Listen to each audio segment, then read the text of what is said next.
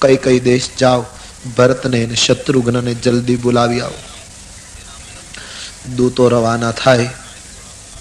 સંતો કહે, કૌશલ્યાજીએ વશિષ્ઠજીને કહ્યું, બાપજી ભરતને બોલાવવા મોકલો છો ના, તો દૂતોને એક કડક સૂચના આપો.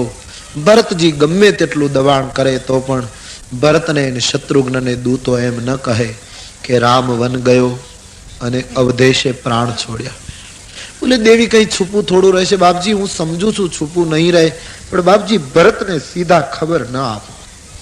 બાપજી મને બીક છે, ભરતને ખબર પડશે કે રામનો વનવાસ થયો અને અવધપતિનું અવસાન થયું. બાપજી મારો આત્મા એમ કહે ભરત અવધ સુધી નહીં પહોંચે, એ ક્યાંક રસ્તામાં રહી જશે મહારાજ, અને પછી રામને શું જવાબ આપીશ? બાપજી ભરતને કઈ ન થાય, ભરત મારા કુળનો દીપક છે. ભરતને ખાલી એટલું કહેવડાવો, તમે યાદ કરો છો, जितना हो सके जल्दी अवध पहुंचे और कोई कारण मत कहे. દૂતોને કડક સૂચના થઈ છે, ભરતને કારણ નહીં કહેવાનું, અને દૂતો દોડ્યા છે. પણ અનરથ અવધ અરંભેવ જબતે હોત કુસુગુન ભરત હિ તબતે.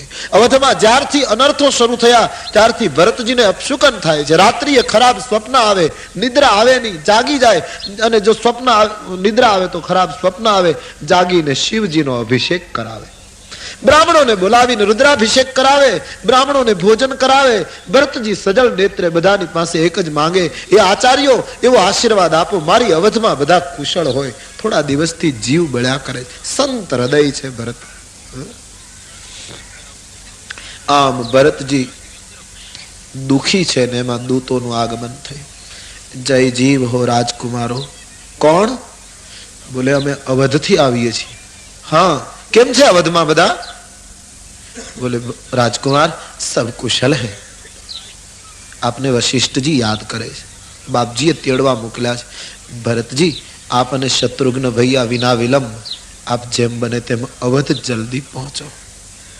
દૂતોને કડક સૂચના હતી કે બહુ સાવધાન, પણ દૂતો ન રહી શક્યા. ભરતની પાસે દૂતો રડી પડ્યા છે. ભરતજી વિલંબ ન કરો, અવધ પહોંચો. બોલે શું છે? કયો માણસ સ્વસ્થ રહી શકે? આજ એનો અન્નદાતા જતો રહ્યો છે. બોલે આપકી આંખો મેં આંસુ કેમ? શું છે? ભરતજી ઘણા દિવસે આપને જોઈએ છીએ ને એટલે પ્રેમના આંસુ છે. આપ જલ્દી અવધ પ્રયાણ કરે. કોઈ પણ સમજદાર માણસ સમજી જાય કઈ કારણ ગહેરો છે. દૂતો રવાના થઈ ગયા. ભરતે કુટુંબીઓની રજા લીધી છે. પવન કરતા આગળ નીકળે એવા અશ્વ ઉપર બંને ભાઈઓ આરૂઢ થયા છે. ચલે સમીર બેગી હૈયા હાકે. પવન કરતા વેગવાન અશ્વ ઉપર બંને ભાઈઓ કુટુંબીઓની રજા લઈ અને અવધ તરફ ઉપડ્યા છે. આમ ઉડીને પહોંચવું કેમ અવધ આવે? ત્વરિત ગતિ ભરતની અવધ તરફ. પણ વનરાય ઝાંખી, નદીઓ રડે. આજ મરગલાઓએ છલાંગ મારવાની બંધ કરી છે. ગાયો આજ ભારતની ઘાસ નથી ખાતી. સૂર્યની આડા વાદળા આવી ગયા છે. પવન વહેતો નથી. આખી પ્રકૃતિ ઉદાસ થઈ ગઈ. અને જગતમાંથી મહાન વ્યક્તિની વિદાય કઈ એના એકના ઘરને, એના એક ઘરને જ ખોટ ન હોય, એ તો આખી કુદરતને ઝાંખી કરી મૂકે. વાતાવરણ શૂન્ય બનેલું તે દિવસે. ભરતજી આ બધું દ્રશ્ય જોઈને ચિંતિત બન્યા છે. આ બધું કેમ આવું લાગે છે? શું થયું હશે? અવધ પહોંચ્યા. અશ્વ પરથી નીચે ઉતરી અવધના રાજમાર્ગ ઉપર પ્રવેશ કર્યો. વશિષ્ઠજીની કડક સૂચના હતી લોકોને કે ભરતને આઘાત થાય એમ તાત્કાલિક ખબર ના આપવા, બને તેટલી સાવધાની રાખવી, બધાએ સ્વસ્થ રહેવાની કોશિશ કરવી. લોકો ઉભા છે. ભરત શત્રુઘ્ન આવ્યા, પણ ભરતજી વિચાર કરે આજ મારી અવધમાં નોબત કેમ નથી વાગતી? આજ કેમ છડી નથી પુકારાતી? આજે બિરદાવલી કેમ નથી ઉચ્ચારાતી અવધમાં? ભરતજીને થયું આજ મારા પિતાજી કેમ દેખાતા નથી? અને લોકો બધા કેમ શૂન્ય છે? આમ વચ્ચે ચાલે, લોકો પ્રણામ કરે. ભરતજીને એમ થાય કે આ માણસને હું પૂછી જોઉં કે શું થયું છે. ભરતજીના પગલા એ તરફ ચાલે ખરા, પણ ભરતને ભય લાગે. એ માણસને હું પૂછું કે અવધમાં શું થયું, અને ક્યાંક મારાથી સહન ન થાય એવા ખબર આપે તો બીક લાગે સંતને. એના કરતા ન પૂછવું એ સારું. વળી પાછા ફરે, વળી આ બાજુ કોઈને પૂછે. ભરતની આ દશા જોઈ બધાની આંખ ભીંજાતી ગઈ. ભરતજીનું હૃદય અકળાવા લાગ્યું. કંઈક બન્યું છે, કોઈ દેખાતું કેમ નથી? એકદમ ઉતાવળે કૈકેયીના ભવન. કૈકેયીના ભવને ભરતજી પહેલા ગયા. એનું કારણ, જે સમયે ભરતજી અયોધ્યા પહોંચ્યા છે એ સમયે રામ હંમેશા કૈકેયી માની પાસે હોય, અને એ વખતે માતા પિતા બધા ત્યાં ભેગા થાય. એટલે ભરતજીને થયું કે બધા અત્યારે કૈકેયી માને મહેલે હશે, એટલે બધાને એક સાથે મળી લેવાય. માટે ભરતજી કૈકેયી ભવન ગયા. અને અહીં કૈકેયીને સમાચાર મળ્યા કે ભરત આવે છે. એણે આંગણું શણગાર્યું. બુદ્ધિ નાશાત પ્રણશ્યતિ. આરતી તૈયાર કરી પુત્ર સ્વાગત માટે. તુલસીદાસજીએ બહુ સરસ શબ્દ વાપર્યો. આવત સુત સુની કૈકેયી નંદિની. બ્રાહ્મને વનવાસ આપ્યા પછી કૈકેયીને ભરતની માતા તુલસી નથી કહેતા. તુલસી નારાજ થઈ ગયા. ભરતની માં આવી ન હોય. આ તો કૈકેયી નંદિની, એના બાપના સંસ્કારો એનામાં આવ્યા છે. કૈકેયીની પુત્રી છે, એના આ સંસ્કારો કામ. આવત સુત સુની કૈકેયી નંદિની. હર્ષિત થઈ. અયોધ્યાના કમળને મુરઝાવમાં ચાંદની રાત સમાન, જલરૂહ ચંદીની. એમ કૈકેયી આરતી લઈને આવ્યા. બંને ભાઈઓની આરતી કરી, અર્ઘ્ય આપ્યો, સ્વાગત કરી, અંદર લઈ ગયા, વંદન કરી. બંને રાજકુમાર વિરાજિત થયા. પુત્રના માથા ઉપર હાથ મૂકી કૈકેયી પૂછતી, નૈહર કુશલ હમારે. બેટા, મારા પિયરમાં બધા કુશળ છે ને ભાઈ? બધા સારા છે ને ત્યાં? ભરતજી કહ્યું, માં બધા કુશળ છે, બધા તને ખૂબ યાદ કરે છે, બધાએ તને પ્રણામ ઘટિત કહ્યા છે. પણ માં હવે જરાય વિલંબ ન કર. જે ધારણા લઈને તારા મહેલમાં આવ્યો એ ધારણા સફળ નથી થઈ. માં જલ્દી બતાવ ના, મારા પિતાજી કેમ નથી દેખાતા? માં કૌશલ્યામાં ક્યાં છે? સુમિત્રા અંબા ક્યાં છે? ભાઈ ક્યાં છે? લખન ભાઈઓ ક્યાં છે? જાનકીજી ક્યાં? આજ કોઈ કેમ દેખાતું નથી? તું એકલી કેમ છે માં? અહીં તો બધા કુશળ છે ને, ત્યાં તો બધા કુશળ છે, પણ મારા કુટુંબમાં તો બધા કુશળ છે ને માં. અને ભરતજીના નેત્રો ભરાયા. કૈકેયીમાં જલ્દી ચોખવટ કર, મારાથી કઈ પાપ તો નથી થઈ ગયું ના, કે મારો પરિવાર મારાથી રૂઠી ગયો? કેમ કોઈ દેખાતું નથી? ભગવાન રામ કેમ નથી? બતાને માં. જ્યારે પ્રશ્ન પૂછ્યો ત્યારે કૈકેયીને કહેવું પડ્યું કે બેટા, तात बात मैं सकल सवारी, भाई मंथरा सहाय बिचारी. સ્વાર્થી માણસ કેવી રજૂઆત કરે? કોઈ પણ માણસ કામ જે સરખું કર્યું હોય તો એમાં પોતાની જાતને ઊભી રાખે કે સરખું કર્યું એ મેં કર્યું, અને બગડ્યું હોય એમાં પછી દૈવને દોષ આપે. કૈકેયીએ ભરતને એમ કહ્યું, બેટા તાત બાત મેં સકલ સવારી, મેં બધી વાત સરખી કરી નાખી. ભરતજીના મનમાં પ્રશ્ન ઉઠ્યો હશે કે માં અયોધ્યામાં એવું શું બગડ્યું હતું કે તારે બધું સુધારવું પડ્યું? આવો પ્રશ્ન થયો હશે, બોલ્યા નથી. અને સ્વાર્થ કેટલો ભયંકર! કૈકેયી જે બોલે છે, તાત બાત મેં સકલ સવારી, મેં બધું સરખું કર્યું, અને ભઈ મંથરા સહાય બિચારી. બિચારી મંથરા, હવે એ મંથરા બિચારી. નહીતર શરૂઆતમાં પરો કૂપ તવ બચન લગી, મંથરા તું કહેતી હોય તો હું કુવામાં પડું, પણ હવે મંથરા બિચારી. ભાઈ મંથરા સહાય બિચારી, મંથરાએ મને મદદ કરી અને મેં બધું કાર્ય સરખું કર્યું. પણ બેટા કછુક કાજ બીધી બીચ બિગારા, થોડુંક કાર્ય વચ્ચે બગડી ગયું, પણ એ તો વિધાતાએ બગાડ્યું, એમાં હું શું કરી શકું? સરખું કર્યું એ મેં કર્યું, અને જે સરખું કર્યું છે એના પ્રમાણમાં જે બગડ્યું છે એ તો બહુ ઓછું બગડ્યું છે. કછુક કાજ બીધી બીચ બિગારા, અને નૃપતિ સુરપતિ પુર પગુધારા. બેટા થોડુંક કાર્ય વિધાતાએ બગાડ્યું, તારા પિતાજીનો સ્વર્ગવાસ થઈ ગયો. મહારાજ દશરથજીનો સ્વર્ગવાસ કમળના ફૂલ ઉપર વજ્ર પડી. સાંભળી ન શક્યા ભરતજી, આંખમાંથી પાણીની ધાર થઈ ગઈ, અને રાજભવનમાં જાણે મૂર્તિ ઉભી રાખી હોય એવા ભરતજી દેખાય. શત્રુઘ્નની આંખ ભીંજાઈ ગઈ. કૈકેયીએ જ્યારે કહ્યું તારા પિતાનું અવસાન થયું, એકદમ માનો હાથ પકડીને પૂછવા લાગ્યા, જલ્દી બતાવ શું થયું માં? વ્યાકુળ થઈ ગયા ભરતજી. तात तात हाँ तात पुकारी, परे उधरनी तल व्याकुल भारी. હે પિતાજી કહી ભરત વ્યાકુળ થઈને ધરતી ઉપર પડી ગયા. શત્રુઘ્ન એક થાંભલો પકડીને રામાયણનું અમારું મૌન પાત્ર રડી પડ્યું. કઈ કઈ ભરતનો હાથ પકડીને કહે, બેટા તમારા જેવા પુત્રો હોય, આટલી મોટી ઉંમરે મહારાજ પ્રાણ છોડે એ કઈ અફસોસદાયક જીવન પેલું ન કહેવાય. ઘટના ઘટી ગઈ, પણ નહીં માં, જલ્દી હવે ચોખવટ કર, મારા પિતાના મૃત્યુનું કારણ શું? અને તબિયત બગડી હોય તો અમને કેમ આગળથી સંદેશો ન પહોંચાડ્યો? જલ્દી ખુલાસો કર. અને જ્યારે ખુલાસો માંગ્યો ત્યારે કઈ કઈને મજબૂરન બધું કહેવું પડ્યું. આદિ તે સબ આપની કરણી, આદિથી તે અંત સુધી પોતાની કરણી કઠોર હૃદયે કઈ કઈ ભરતની આગળ વર્ણવી કે બેટા ઘટના આમ બની, તારા પિતાજીએ મને એક રાત્રિએ વધાય આપી, 2 વચન આપવાની મંજૂરી આપી, રામ રાજ્યાભિષેકના વાજિંત્રો વાગતા હતા, મંથરાએ મદદ કરી અને મેં 2 વરદાન માંગ્યા, એમાં તારા માટે રાજ્ય શાસન માંગ્યું અને રામને 14 વર્ષ વનમાં મોકલી આપ્યો, જેથી કરીને તારું રાજ્ય નિષ્કંટક રહે. ભરત તારા માટે સત્તા અને રામને વનવાસ અણધાર્યું હતું ભરત માટે. આ શબ્દ ભરતને બહુ અકળાવી ગયા.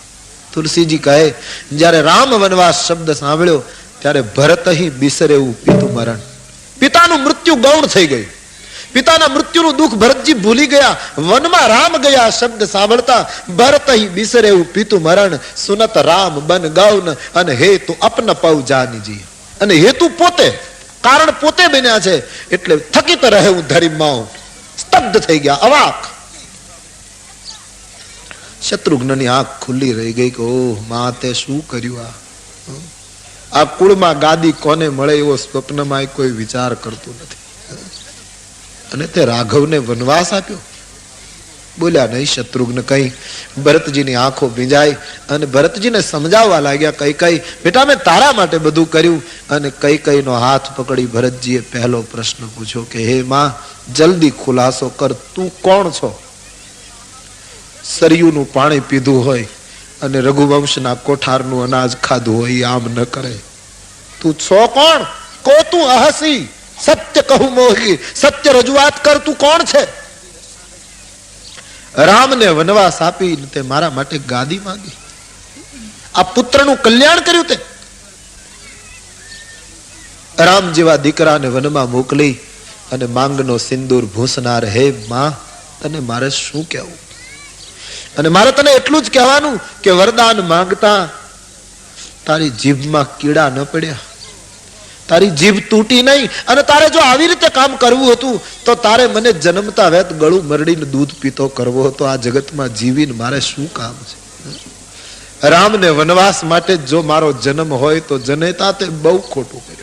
દુનિયા એમ કહે છે પૃથ્વ્યામ પુત્રાસ્તે જનની બહવઃ સંતિ સરલા અને પરમ તેષામ મધ્યે વિરલ તરલો હમ તવ સુત મદીયો યમ ત્યાગ સમુચિત મિદમ નો તવ શિવે કુપુત્રો જાયેત કવચિદપી કુમાતા અનુભવતી. દુનિયા એમ કહે છે પુત્ર કુપુત્ર બને પણ માતા કુમાતા ન થાય. પણ દુનિયાના ચિંતકોને ઢોલ પીટીને હું કહીશ કે મારા માટે સૂત્ર ખોટું છે, મારા માટે મારી માં કુમાતા હતી. તું કોણ છે? તારી જીભ ન તૂટી, જન્મતા વેદ તે મને કેમ ન મારી નાખ્યો? અનેક શબ્દો ભરતજી બોલ્યા. એક ક્ષણ તો એવી આવી કે ભરતજી એટલા બધા આવેશમાં આવી ગયા કે કઈ કઈને પ્રહાર કરવા દોડ્યા, મારવા દોડ્યા. પણ જ્યાં પ્રહાર કરવા ગયા ને ત્યાં પરંપરાએ અટકાવી દીધા. હાથ અટકી ગયો આગળ અને ભરત બોલ્યા, હંસ વંશ, હમણાં તારું ગળું મરડી નાખું માં, પણ મારો સૂર્ય વંશ બદનામ થાય. માણસને કુળ બહુ યાદ. આજે લોકો પરંપરા ભૂલી ગયા છે એટલે પાપ બહુ કરે છે. પરંપરા તો યાદ કરો, બાપ દાદા કોણ હતા, પૂર્વજો કોણ હતા, તો પાપ કરતા આંચકો લાગશે. પરંપરા જ ભૂલી ગયા ને લોકો, એટલે પાપ કરતા સહજ ભાવ થઈ ગયો લોકો. ભરતજીનો હાથ અટકી ગયો કે તને મારી નાખું, મને દોષ મળે એનો વાંધો નહીં, પણ કાલ ઇતિહાસકારો એમ લખશે કે સૂર્યવંશમાં એક રાજકુમાર એવો જન્મ્યો, એણે પોતાની જનેતાને મારી, મારું કુળ બદનામ થઈ જશે. હંસ વંશ. પણ ભરતને વિચાર આવ્યો, વંશની વાત છોડી દઉં, ભલે કુળ બદનામ થાય. તો બીજો વિચાર આવ્યો, દશરથ જનક, મારા પિતા દશરથ, કાલે કહેશે દશરથના દીકરાએ એની માને મારી હતી તો મારા પિતાનું નામ બદનામ થશે. હંસ વંશ દશરથ જનક પિતાજીની વાત છોડી દઉં, કારણ કે ભરતજી તો આગળ બોલે છે પણ ખરા, પિતુ હિ મરણ કર મોહી ન સોચું, મારા પિતાના મૃત્યુનું મને દુઃખ નથી એવું બોલી ગયા. વૃદ્ધ હતા, રામ રામ કરતા પ્રાણ છોડી ગયા, એનો મને બહુ અફસોસ નથી એવું ભરત કહે છે. પિતાની ચિંતા છોડી દઉં તો ત્રીજો વિચાર આવ્યો, મારે રામ લખન સે ભાઈ. માં કુળ બદનામ થાય વાંધો નહીં, પિતાને કોઈ આંગળી ચીંધીને કહે કે તમારા દીકરાએ, કાલ કોઈ એમ કહે છે કે દશરથના દીકરાએ માને મારી, તો એની ચિંતા નથી, પણ ચિંતા છે મારે રામ લખન સે ભાઈ, મારે રામ લક્ષ્મણ જેવા ભાઈઓ. રામજી કાલ નીકળશે ને, દુનિયા આંગળી ચીંધીને એમ કહેશે કે આ રામનો એક નાનો ભાઈ હતો, એને એની માને મારી નાખેલી, ત્યારે રાઘવને નીચું જોવું પડશે. જનની તું જનની ભાઈ, એ જનની તું જનેતા થઈ એટલે હવે હું લાચાર થઈ ગયો. વિધિ સે કહા બસાય, હું તો વિધાતાને કહું કે વિધાતા આવો ઘા કોઈ ઉપર કરીશ નહીં, તને મારી પણ શકતો નથી. હાથ પાછા ફરી ગયા અને હવે કાન ખોલીને સાંભળી રહે. રામ વનવાસ કરનારી માં, આજ છેલ્લી વાર મારા મુખમાંથી તારા માટે માં શબ્દ નીકળે છે, બાકી તારો મારો સંબંધ અહીંયા પૂરો થાય છે. ભરતની તું માં નથી ને ભરત તારો પુત્ર નથી. સાંભળી લે, કઈ કઈ મારી માં કૌશલ્યા છે અને હું એ ગંગાને કિનારે મારા પાપ ધોવા હવે જઈ રહ્યો છું. મારો તારો સંબંધ પૂરો થાય. જાકે પ્રિયન રામ વૈદેહી ને વનવાસ આપે, એની સાથે મારો કોઈ સંબંધ નથી. કઈ કઈ નો સંબંધ તૂટ્યો. કઈ કઈ એક બાજુ ચૂપ, શત્રુઘ્નની પાસે ભરતજી જઈને શાંત કરવાની કોશિશ કરે છે અને તુલસી કહે ઓછામાં પૂરું, તેહી અવસર કુબરી તહાઈ. એ વખતે મંથરા બસન વિભૂષણ વિવિધ બનાય, વસ્ત્ર અલંકાર સજીને પ્રવેશ કરે છે. માનો ભરતજી મને ભેટ આપશે. ભરત તો સંત છે, એમણે મંથરાને જોઈ પણ ભરતજી કઈ બોલ્યા નહીં. પણ આ દ્રશ્ય શત્રુઘ્ન ન જોઈ શક્યો. લક્ષ્મણનો ભાઈ છે, આજ પહેલી વાર ભ્રકુટી ફરી આ માણસ થઈ. નેત્રો લાલ થઈ ગયા. ભરતજીના હાથમાંથી હાથ છોડાવી અને શત્રુઘ્નએ એકદમ મંથરાના ઉપર પ્રહાર કરવા માટે દોટ મૂકી, વાળ પકડી ધરતી ઉપર પછાડી અને આજ લખનનો ભાઈ આવેશમાં મંથરાને ધરતી ઉપર ઘસવા માંડ્યો. મુખમાંથી લોહી નીકળ્યું, કુબર ફૂટ્યું, એની જે કુરૂપ હતું એ તૂટવા લાગ્યું, દાંત પડી ગયા, મંથરા રડવા લાગી. શત્રુઘ્ન બોલતા નથી પણ એની આંખમાં કાળ વ્યાપી ગયો છે. અવધમાં ઉત્પાત મચાવનાર તું છો, અમારી માની બુદ્ધિ બગાડનાર તું છો. અને જયારે ખૂબ મારવા લાગ્યા, મંથરા રડી પડી. આનું નામ સંત. ભરતજી દોડ્યા, શત્રુઘ્નનો હાથ પકડી લીધો. ભરત દયા નિધિ દિનહી છુડાઈ. દયાનિધિ ભરતે શત્રુઘ્નને કહ્યું, બાપ આપણા કર્મ જ ફૂટી ગયા, આમાં હવે કોને કોને મારીશ, છોડ. મંથરાને છોડી દીધી. શત્રુઘ્નનો હાથ પકડી અને શાંત કરી. બંને ભાઈઓ કઈ કઈ ભવન ત્યાગે છે, નીકળી ગયા છે. પછી તો એમ કહે છે ભરતજી કઈ કઈ ભવનમાં ગયા જ નથી ક્યારે, સંબંધ તોડી નાખ્યો છે. રાજમાર્ગ ઉપર પગ મૂક્યો, હજારો લોકો ઉભા છે. ભરતજી મુખ ઉપર હાથ દઈ દે છે. ભરતજી કહે છે મારું મુખ હવે અવધને બતાવવા જેવું નથી. અને આ ભરતની વેદના જોઈ અવધ બહુ રડી છે. આજે હાહાકાર મચ્યો. આજે અવધમાં ભરત આવ્યા છે. રાજભવનમાં પગ મૂક્યો ભરતજીએ, પણ શું જોયું? કૌશલ્યામાં એક ખૂણામાં ચૂપચાપ બેઠી છે. વસંતમાં ખીલેલી વેલ ઉપર જાણે વીજળી પડી ગઈ છે. શૂન્ય બની છે માં. મહારાજનું પંચ ભૌતિક શરીર તેલની નૌકામાં સાચવીને રાખ્યું છે. સુમિત્રાજી કૌશલ્યાને સંભાળવાની પૂરી કોશિશ કરે, કારણ કે હવે જવાબદારી સુમિત્રાની છે કૌશલ્યાને સાચવવા માટે. સુમંત ચૂપચાપ બેઠા છે. દાસ દાસીઓ ભરતનો પ્રવેશ. કૌશલ્યામાની પાસે ભરતજી પહોંચ્યા છે. સુમિત્રાજીની આંખો બંધ. કૌશલ્યાજી એવી સ્થિતિમાં ખબર નથી. અને માના પગમાં પ્રણામ કરતા ભરતજીએ કહ્યું, માં પાપી તારે શરણે આવ્યો છે, ભરત તને પગે લાગે છે. આમ જયારે ભરતજી બોલ્યા, સુમિત્રાજી સમજી ગયા. ભરતને જોતા જ કૌશલ્યાજીને સાવધાન કર્યા. રામ જનની, આપણો ભરત આવી ગયો. ભરત શબ્દ સાંભળતા કૌશલ્યાજી ભરતને ભેટી પડ્યા છે. ભરતજી જેમ બાળક માની પાસે હઠ કરે ને એમ ભરતજી હઠ કરે છે. માં તું તાત કહ દેહુ દેખાય.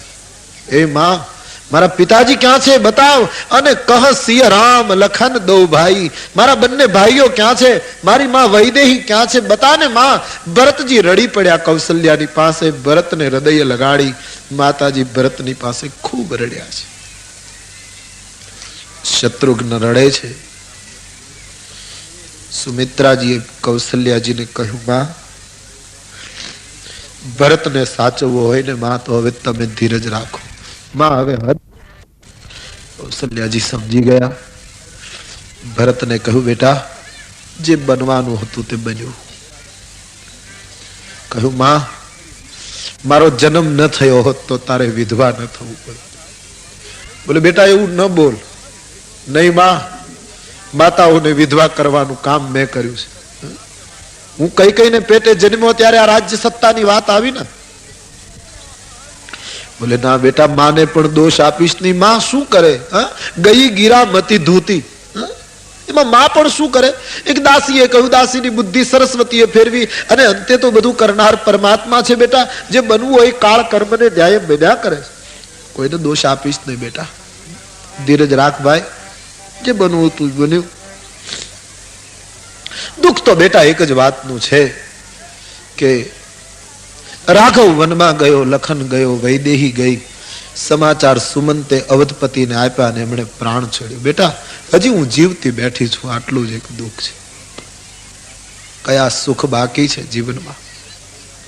નહીં તો રામ, લખન અને જાનકી પગે લાગીને મારી નજર સામે સહજ ભાવથી નીકળી ગયા, અને રામને જન્મ દેનારી મને કઈ થયું નહીં બેટા. ભરતલાલજી માતા એને શાંત કરે છે. ભરતજીએ પિતાનું પાંચ ભૌતિક શરીર જોયું. પ્રણામ કરતા ભરતજીએ પિતાજીને પ્રશ્ન પૂછ્યો કે પિતાજી જવું હતું તો ના નહોતી, પણ મને એને શત્રુઘ્ન અને રામના હાથમાં સોંપીને જવું હતું. પિતાજી આજ અમે બંને ભાઈઓ અનાથ થઈ ગયા છે. ભરત જયારે પિતાજીની પાસે રડ્યા છે ત્યારે રાણીઓ એને બહુ સંભાળે છે. સવાર પડવાની તૈયારી, બીજી રાત્રિ પૂરી થવાની તૈયારી છે. વશિષ્ઠ આદિ સંતો આવી ગયા છે. ભરતજી પ્રણામ કરે છે. રામાયણજીમાં ભરતજીનું આત્મનિવેદન લખ્યું છે. કૌશલ્યામાના જમણા પગ ઉપર પોતાનો જમણો હાથ રાખી અને ભરતજી બોલ્યા છે, માં ગૌશાળામાં આગ લગાડવાનું જે પાપ લાગે, ગૌચરને ખેડી નાખવાનું જે પાપ લાગે, અને ગાયોની કતલ કરવાનું જે પાપ લાગે, એ બધા પાપ હું એકલો ભોગવું. રામ જનની, જો મેં કઈ કઈને કહ્યું હોય કે મારા માટે ગાદી માંગજે અને રામને તું વનમાં મોકલજે, માં મને આમાંથી કશી ખબર નથી. ભરતજી એક પછી એક પાતકો અને ઉપપાતકોની ગણતરી માના આગળ મૂકે છે. માં સુહાગણ નારી, પતિ પરાયણ સ્ત્રી, એના પેટમાં 8 મહિનાનો ગર્ભ હોય અને પોતાના ઓરડામાં સૂતી હોય. કોઈ પાપી માણસ બારીમાંથી કૂદીને જાય અને એ પતિવ્રતા સ્ત્રીના પેટમાં 8 મહિનાનો ગર્ભ, અને એ સુહાગણ નારીના પેટ ઉપર કઠાર ભોંકી એ નારીનું ખૂન અને 8 મહિનાના કાચા ગર્ભને કાપી નાખે, એનું જે પાપ લાગે એ પાપ હું ભોગવું. જો કઈ કઈને મેં કહ્યું હોય મારા માટે સત્તા અને રામને વનવાસ. મિત્ર મહીપતિને વિષ આપવાનું જે પાપ લાગે એ પાપ હું ભોગવું.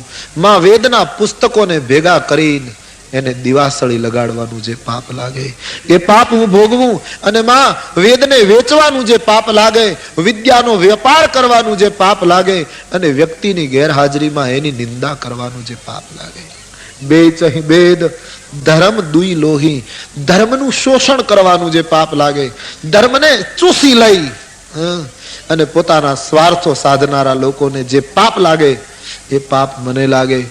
અને ચમત્કારો બતાવી, તાંત્રિક વિદ્યાનો ઉપયોગ કરી, મેલી વિદ્યાની ઉપાસના કરી, ચમત્કારો બતાવીને લોકોને છેતરવા માટે જે મેલી વિદ્યાના ઉપાસકોની જે અંતે દુર્ગતિ થાય છે, એ દુર્ગતિમાં મારી થાવ. જો મેં કઈ કઈને કહ્યું હોય મારા માટે શાસન, ભરત માટે રામ માટે વનવાસ. જગતમાં જેટલા પાતકો ઉપપાતકો હતા એ બધા જ ભરતજીએ ગણાવ્યા. સાંભળતા સાંભળતા માં ખૂબ રડે છે.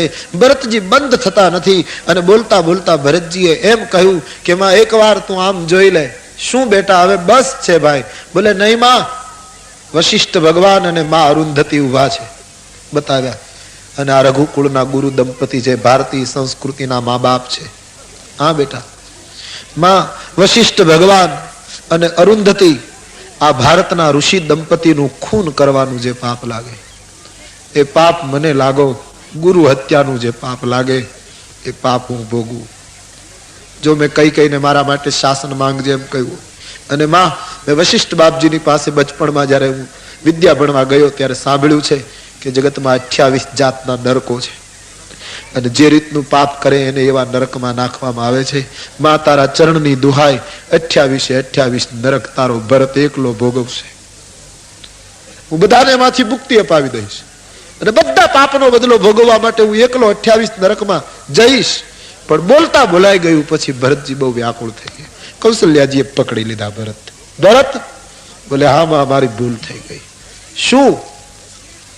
માં, મેં એમ કહ્યું કે હું 28 નરક એકલો ભોગવું, પણ મારી ભૂલ થઈ ગઈ. માં, હવે મને બીક છે કે હું નરકમાં જઈશ ને તો નરક મને ધક્કો મારીને બહાર કાઢી મૂકશે કે તારા જેવા પાપીને અમે નરકમાં પણ નહીં રાખીએ. હા, રામ વિમુખ થલ નરક ન લહી. રામના વિરોધીને તો નરક પણ જગ્યા નથી આપતું. મારા પાપ તો આટલા છે, હું ક્યારે મુક્ત થઈશ? માના પગમાં ભરતજી પડી ગયા છે. ભરતજી આવું બોલ્યા ને ત્યારે માને બહુ લાગી આવ્યું છે. ભરત અમને દુખી ને બહુ દુખી ન કર.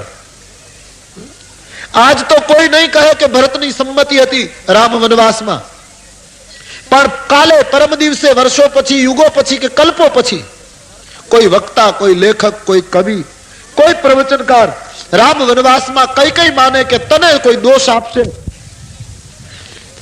અને જયારે વશિષ્ઠજીએ કહ્યું ભરતને કે ભરત, જે બનવું હતું એ બન્યું છે અને હવે કૌશલ્યાને જો જીવતા રાખવા હોય તો તારે ધીરજ રાખવી પડશે, નહીતર આ મહિલા નહીં જીવી શકે.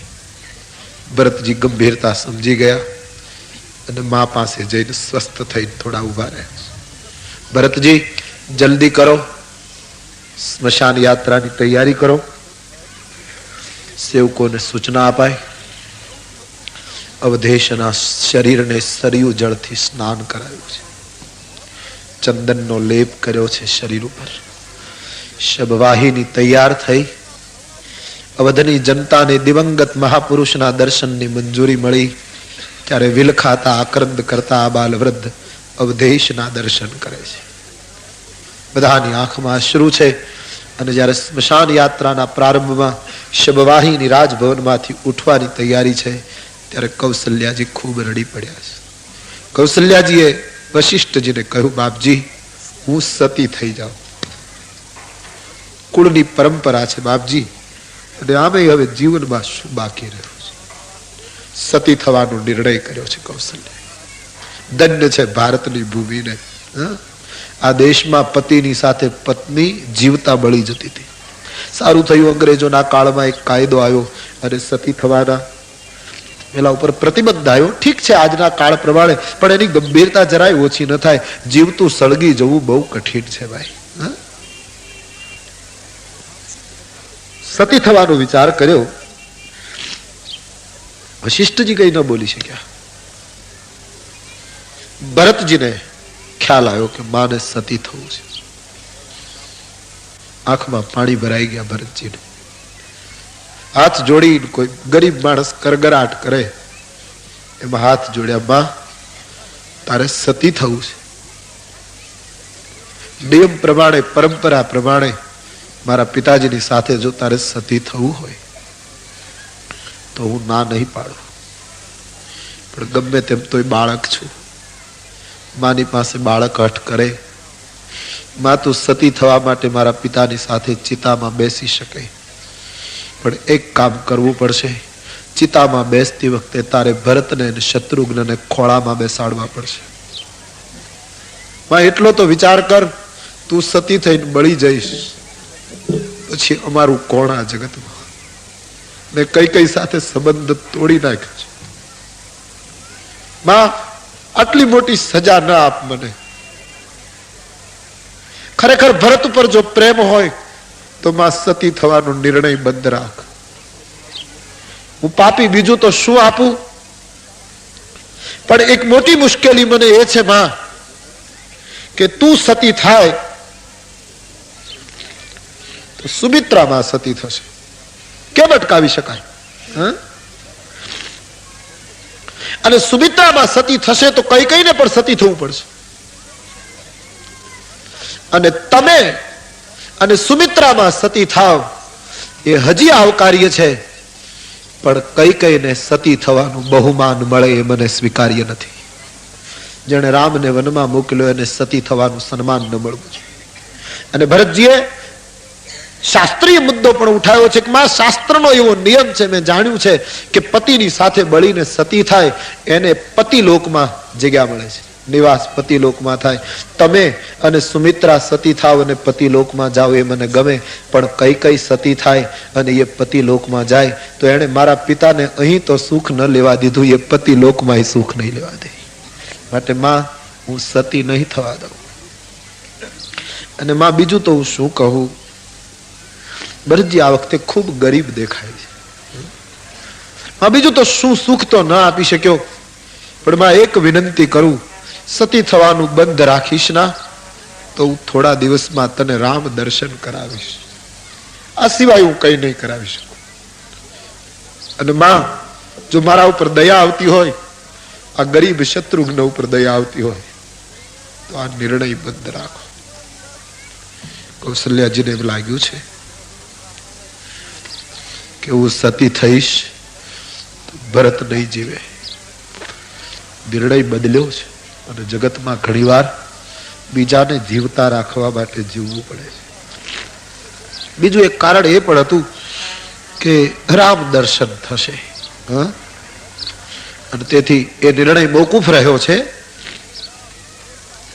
શબવાહિની ઉંચકાઈ ચૂકી અને સ્મશાન યાત્રાનો આરંભ થયો છે. હજારો નેત્રો આજ રડે છે.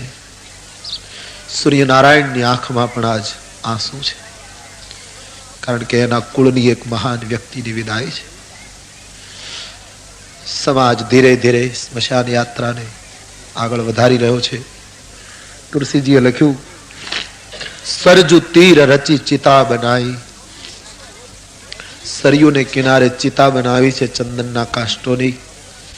અવધેશના પાંચ ભૌતિક શરીરને સુવાડી વશિષ્ઠજીએ અંતિમ વિધિ જે કંઈ કરાવવો જોઈએ તે કરાવ્યો. હજારો નેત્રો રડતા હતા અને મહારાજ દશરથજીનો અગ્નિ સંસ્કાર થયો છે. પંચભૂતને ખોળે પંચભૂત વહેંચાઈ ગયા. મહારાજનો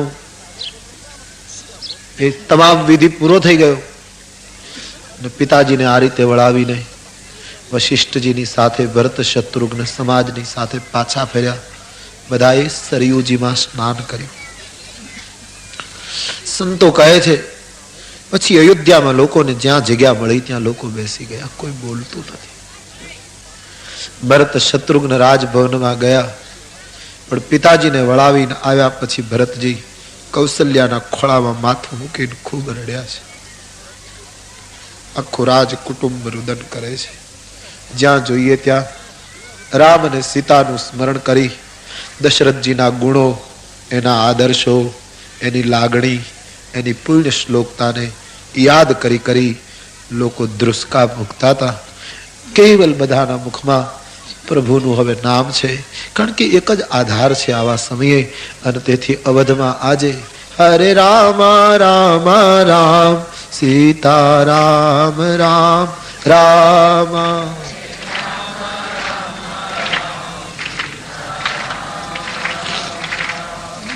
હરે રામ રામ રામ સીતા રામ રામ રામ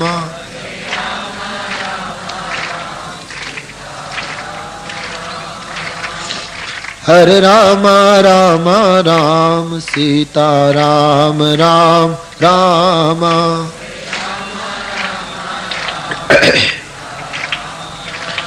राम हरे राम राम राम सीता राम राम राम हरे राम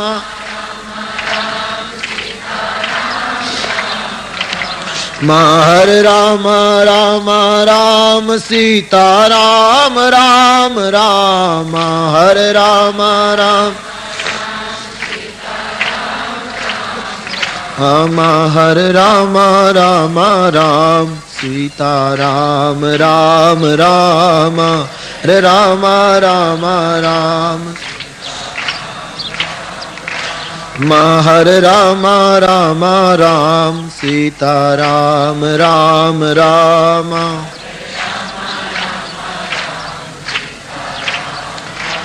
राम हरे राम राम राम सीता राम राम राम हरे राम राम राम सीता हरे राम राम राम सीता राम राम राम हरे राम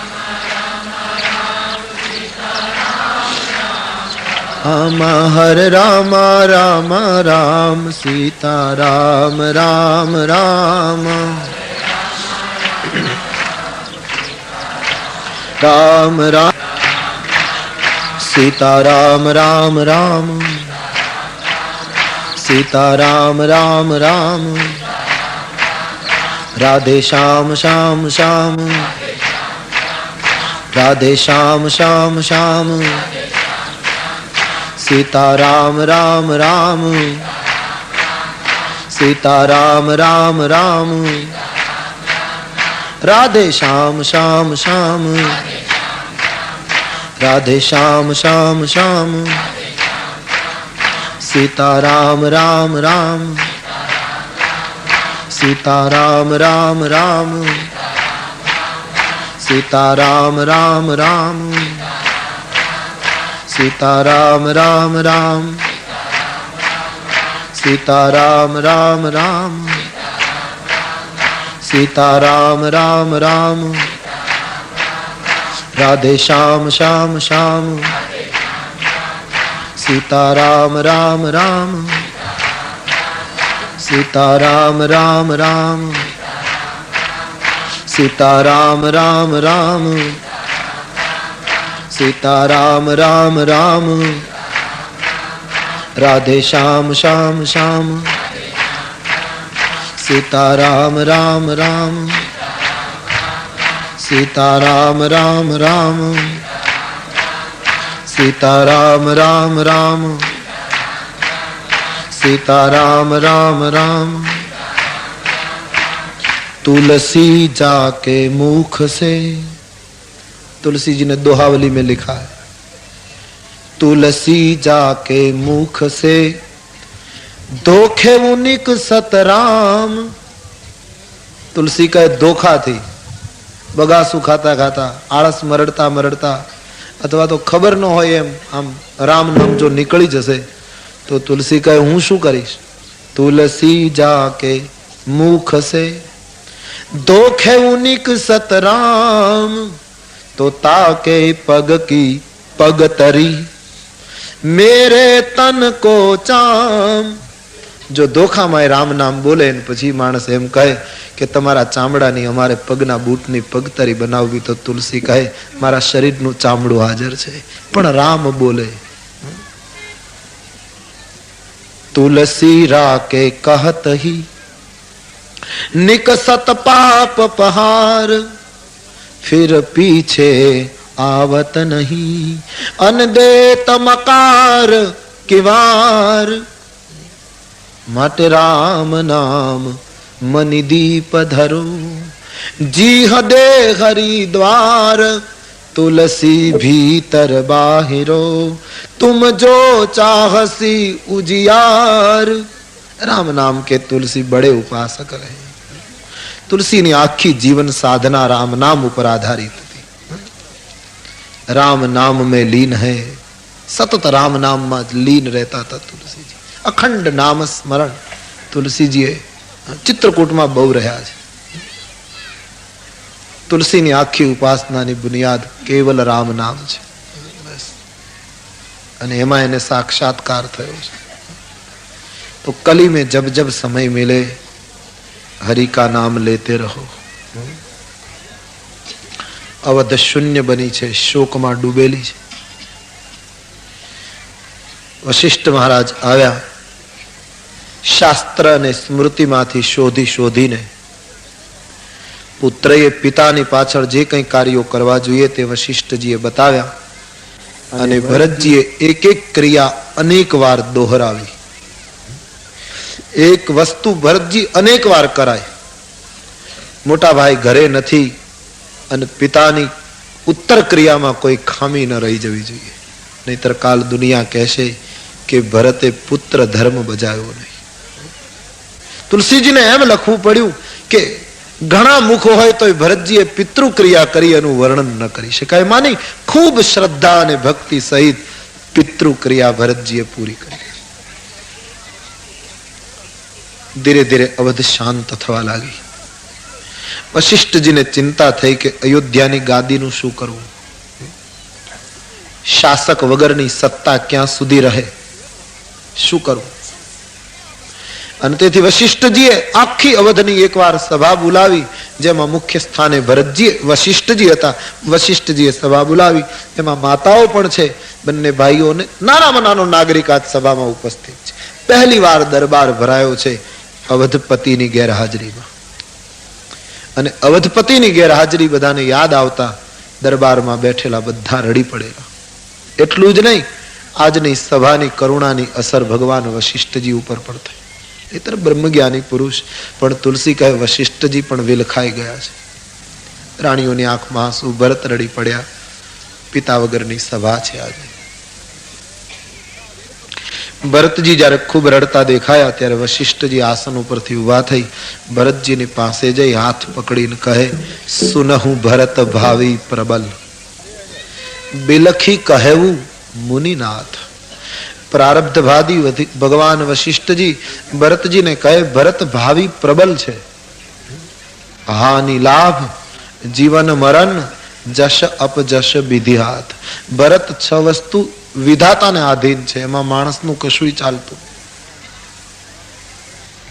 કોઈ પણ કાર્ય કરીએ, હાનિ લાભ વિધાતાના હાથમાં, જીવન મરણ વિધાતાના હાથમાં, યશ અપયશ વિધાતાના હાથમાં.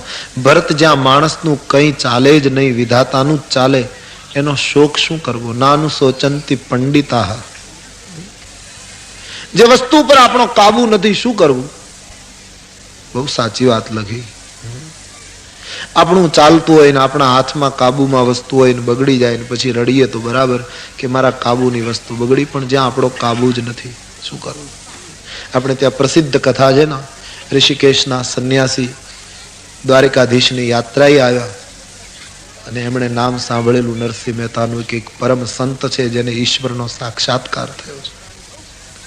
ભક્તિ સંપ્રદાયનો એક વૈષ્ણવ રહે છે જુનાગઢમાં, અને દ્વારિકાધીશના દર્શન કરી અને પછી એ સ્વામીજી જુનાગઢ આવ્યા. એક ઉદ્વેગ ધર્મ. બાપજી, હું તો આટલું જાણું છું તમારી કૃપાથી, શું કે હું કરું એ જ અજ્ઞાનતા. શું અજ્ઞાનતાની વ્યાખ્યા આપી છે. આના ઉપર ભાષણ જ ન કરવું જોઈએ. સીધી ને સાદી નરસૈયાએ નિર્ણયો જ આપ્યા છે, ચર્ચાને સ્થાન નથી રહેવા દીધું. હર નિર્ણય હૈ નરસિંહ કી બાની में. જ્યાં લગી આત્મા તત્વ ચીન્યો નહીં, ત્યાં લગી સાધના સર્વ જૂઠી. નિર્ણય अंतिम फैसला, उस पर बोला नहीं जाता ज्यादा. जागी नहीं जोव ત્યાં જગત આખું દિશે, ઊંઘમાં અટપટા ભોગ ભાસે. કેટલું સરસ લખ્યું નરસિંહ મહેતાએ. બાપજી, હું કરું એ જ અજ્ઞાનતા. અજ્ઞાનતાની વ્યાખ્યા કોઈ સર્વોત્તમ હોય તો આ હું બસ. કબીરે લખ્યું ના કે મૈના ને મેં ના કહા તો મૌલ ભયો 10-20. મેના નામનું પંખી, એને પાંજરામાં લોકો પાળે, ઋતુના ફળ ખવડાવે. શું કામ? એની કિંમત થઈ અને પાંજરામાં રાખીને લોકો પંપાળે. શું કામ? કારણ એક જ કારણ, મૈનાને મેં ના કહા. મેં એમ ન કર્યું. એને મેં ના, હું નથી હું એમ ન કર્યું. મૈનાને મેં ના કહા तो मौल भयाओ 10-20, लेकिन बकरी ने मैं कहा तो कबीर कटायो शीश. बकरी रात दिवस मैं हूं કર્યા કરી तो कबीर कहे उसको काटी गई लेकिन मैना ने मैं ना कहा।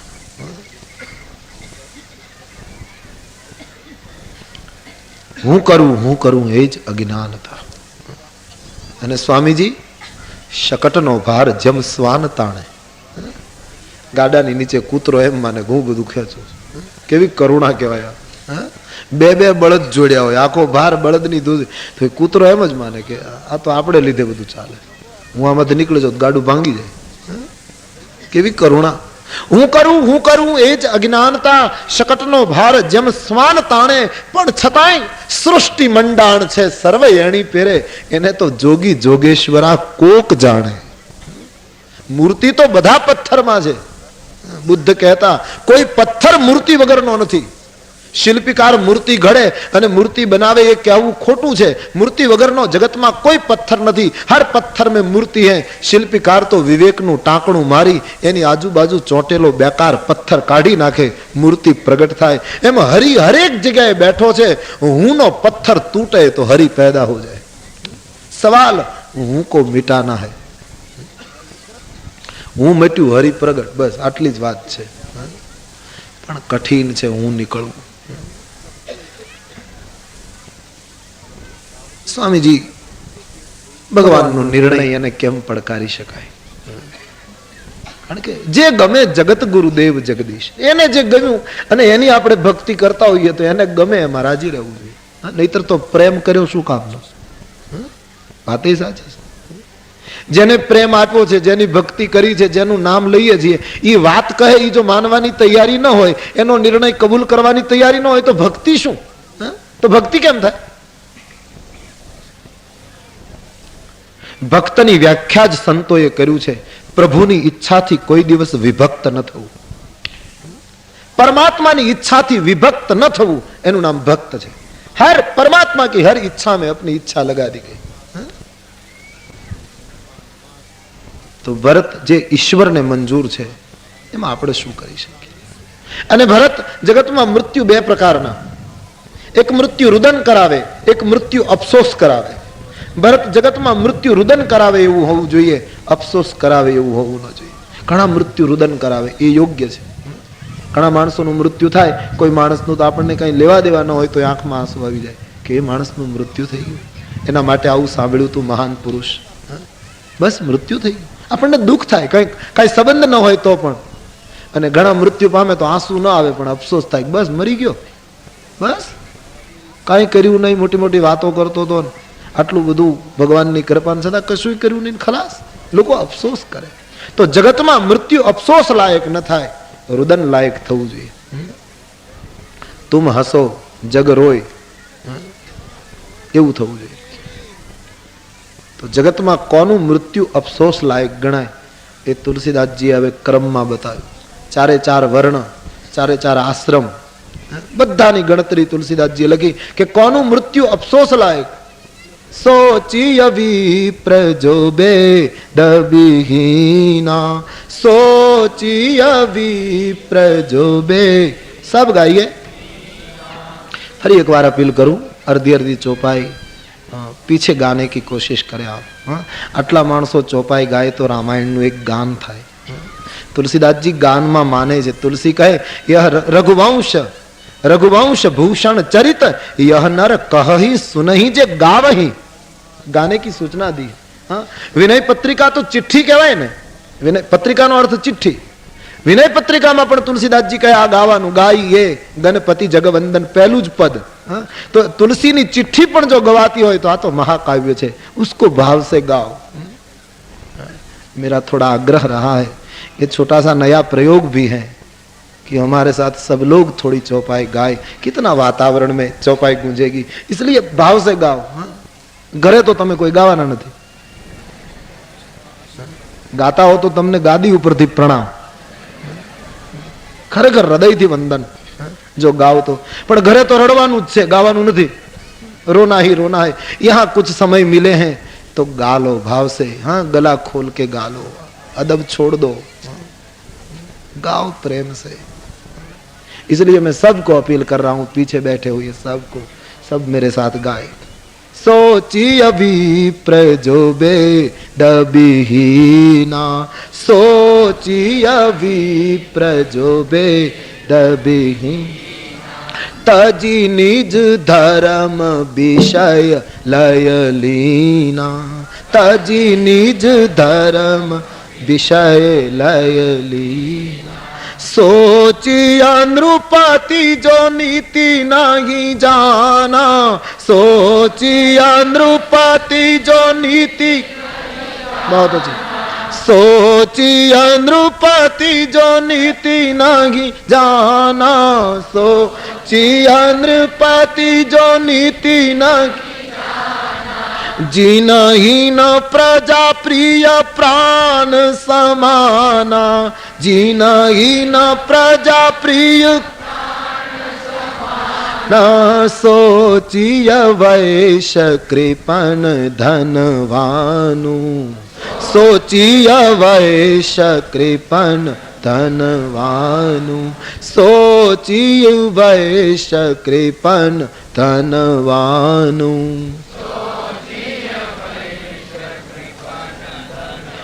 अनुजो न अतिथि शिव भगति सुजानु, जो न अतिथि शिव भगति सुजानु. चारे चार वर्ण બ્રાહ્મણ ક્ષત્રિય વૈશ્ય એવો બ્રાહ્મણ જગતમાં મર્યા પછી ભરત અફસોસ કરવા લાયક, એનો અફસોસ કરવો કે બ્રાહ્મણ જેવો દેહ મળ્યો, કઈ કર્યું નહીં. કેવો બ્રાહ્મણ? જે વેદ રહિત છે, વેદહીન છે, વૈદિક પરંપરાનો પથિક નથી બન્યો અને નિજ ધર્મ છોડીને વિષયમાં, બ્રાહ્મણનો ધર્મ વિદ્યા ભણવી ભણાવવી, યજ્ઞ કરવો કરાવવો, દાન લેવું દાન આપવું છે કર્મ બ્રાહ્મણ કે. અને બ્રાહ્મણ જો આ 6 કર્મ ચૂકે, વૈદિક પરંપરાનો નિર્વાહ ન કરે, તો એવો બ્રાહ્મણ મર્યા પછી અફસોસને લાયક કે ઈશ્વરે બ્રાહ્મણનો દેહ આપ્યો ને એને જીવનમાં કંઈ ન કર્યું, એનો અફસોસ કરાય, સોચ લાયક મૃત્યુ. તો વેદહીન બ્રાહ્મણ અફસોસ લાયક. અને પછી ક્ષત્રિયનું વર્ણન કર્યું, સોચીય નૃપતિ જો નીતિ નહીં જાના. એવો રાજવી જગતમાં મૃત્યુ પછી અફસોસને લાયક છે, એવો ક્ષત્રિય મૃત્યુ પછી અફસોસને લાયક છે જે નીતિ નથી જાણતો અને જેને પોતાની પ્રજા પ્રાણ જેટલી વાલી નથી, પ્રજા તરફ જેને ભાવ નથી, લાગણી નથી, જેનામાં નીતિ નથી, એવો રાજવી મૃત્યુ પછી અફસોસને લાયક છે. તો નીતિ વગરનો ક્ષત્રિય, વેદ વગરનો બ્રાહ્મણ અને પછી વૈશ્ય. શૌચીય વૈશ્ય કૃપણ ધનવાનું, કંજૂસ વેપારી, કંજૂસ વૈશ્ય, વણિક. વણિક નહીં, વૈશ્યની વ્યાખ્યા ભારતીય પરંપરામાં ઘણી મોટી. ખેતી કરે, પશુપાલન કરે, ગાયોને પાળે, વેપાર કરે, પૈસાની લેવડ દેવડ કરે, વિદેશની સાથે સંબંધો જોડે, આ બધા વૈશ્ય કર્મમાં આવે છે. વૈશ્ય કર્મ સ્વભાવજમ, ગીતામાં જે ચાતુર્વર્ણના જે કર્મો અને સ્વભાવ બતાવ્યા છે એમાં વૈશ્ય કર્મ સ્વભાવજમ.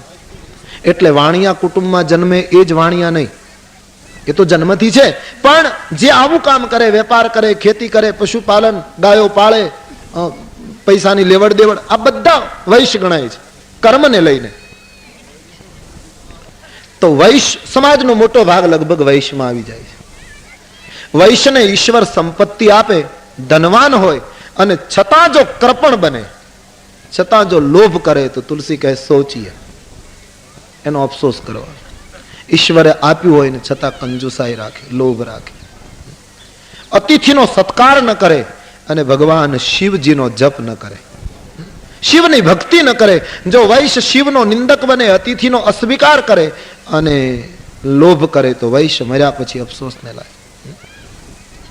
ઈશ્વરે સંપત્તિ આપી હોય તો કૃપણતા ત્યાગો, આપ્યું હોય તો બીજાને આપો. સુકાણા રે હાડ પાડોશી ના બાળને મોઢે, કાંક મુઠ્ઠી ચણ નાખતો જાજે, તન દીધું હોય તો દેતો જાજે. ત્રાપજકરનું બહુ સરસ સીધું સાદું ગીત કે બીજું કાંઈ ન કરીશ તો ચાલશે, તિલક ન કરીશ તો ચાલશે, માળા નહીં નાખીશ તો ચાલશે, નાખે તો બહુ સરસ, પણ કઈ ન કરે તો તું આટલું કર. સુકાણા રે હાડ પાડોશીના બાળને, તારી બાજુમાં દિવાલની પહેલી બાજુ કોઈ ગરીબ પાડોશીના બાળકો ભૂખ્યા હોય તો આટલું કરજે. સુકાણા રે હાડ પાડોશીના બાળને મોઢે, કાંઈક મુઠ્ઠી ચણ નાખતો જાજે. તન દીધું હોય તો દેતો જાજે, એને આપ્યું હોય તો આપતો જાજે. દરિયો જ કાઢતો ડોળા રે, પછી માતે ઉભા મોત ના ઓળા. પણ વામળે ચડેલ વાણ કોઈનું, આજ ધીમે હંકાર તો જાજે. દીધું હોય તો દેતો જાજે, આપ્યું હોય તો આપતો જાજે. દીધું હોય તો દેતો જાજે. ઈશ્વરે આપ્યું હોય તો બીજાને આપવા. રૂપિયો ફરતો રહેવો જોઈએ. આજે માણસ ફરતો થઈ ગયો, રૂપિયો એક જગ્યાએ સ્થિર થઈ ગયો. માણસ બિચારો કેટલો હેરાન પરેશાન થઈ ગયો. રૂપિયો સ્થિર થયો. રૂપિયો ફરવો જોઈએ, માણસ સાધનામાં સ્થિર થવો જોઈએ. અવળું થયું. ઈશ્વરે આપ્યું હોય તો શ્રીમંતો કૃપણતા છોડે, સમાજની જવાબદારી નિભાવે. ઈશ્વરે થોડાક લાયક ગણીને પૈસા આપ્યા હોય તો દિનહીનના કામમાં લગાડો, નહીતર પ્રભુના ગુનેગાર બનશો. દિયા હે તો દો,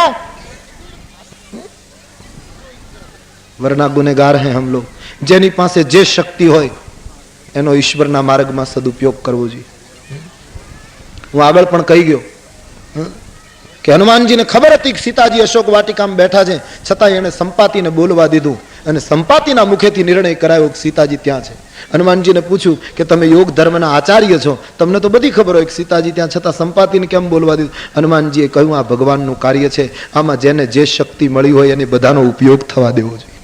मैं ही अकेला बातें करूं ठीक नहीं, जिसको जो मिला उसका सदुपयोग हो जाए. પણ આજે આપણે સમાજમાં જોઈએ, કોઈ વિદ્વાને બહુ સરસ કહ્યું કે લોકોને પૈસા મળે છે ત્યારે લોકો એનો 3 પ્રકારે ઉપયોગ કરે છે. ઘણા માણસો પૈસા જમવામાં જ વાપરે, પોતે જ ખાય બસ. ઘણા માણસો વળી સારા કે પોતે જમે પણ સાથે બીજાને જમાડવામાં વાપરે, બીજાને જમાડે. પણ ઘણા માણસો એવા હોય છે કે જમતા નથી, જમાડતા નથી, ખાલી જમા જ કરાવે છે. કોના માટે કરાવતા હોય તો ભગવાન જાણે, ખાલી જમા જ કરાવે. 3 રીત છે: જમવું, જમાડવું અને કાં તો જમા કરાવવું. અને તેથી વિદ્વાનો એ ત્રણેયની ગતિ જુદી જુદી. આ તો કોઈ સંતનું વાક્ય હું આપને કહી રહ્યો છું, એનો નિર્ણય છે. એટલે ત્રણેયની ગતિ જુદી.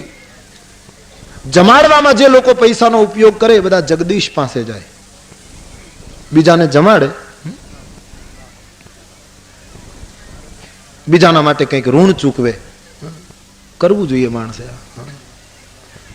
સમાજમાં આવ્યા છીએ, પ્રભુએ જીવન આપ્યું છે તો કંઈક કરવું જોઈએ. કોઈ આપણા માટે કરે એવી અપેક્ષા રાખતા હોય, આપણે બીજા માટે કરવું જોઈએ. અન્ય તો બીજાના માટે જમાડવામાં જે વાપરે એ બધા જગદીશ પાસે જાય. અને આ તો એ વ્યક્તિનું વાક્ય છે કે જે જમા કરાવવામાં વાપરે એ બધા જમલોકમાં જાય. જમા કરાવે એ લોકોને જમલોકમાં જવું પડે એવું કહ્યું. જમાડે જગદીશ પાસે જાય, પણ પોતે જ જમવામાં વાપરે એ બધા જસલોકમાં જાય. મુંબઈ સારામાં સારી હોસ્પિટલ જસલોક. પોતે જ ખાવામાં વાપરે અને ત્યાં જ જવું પડે.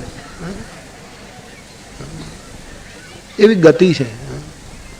सोचिए वैश्य कृपण धनवान, कृपण धनवान सोचनी. યાજ્ઞવલ્ક વર્ણન કરે છે ભરદ્વાજ.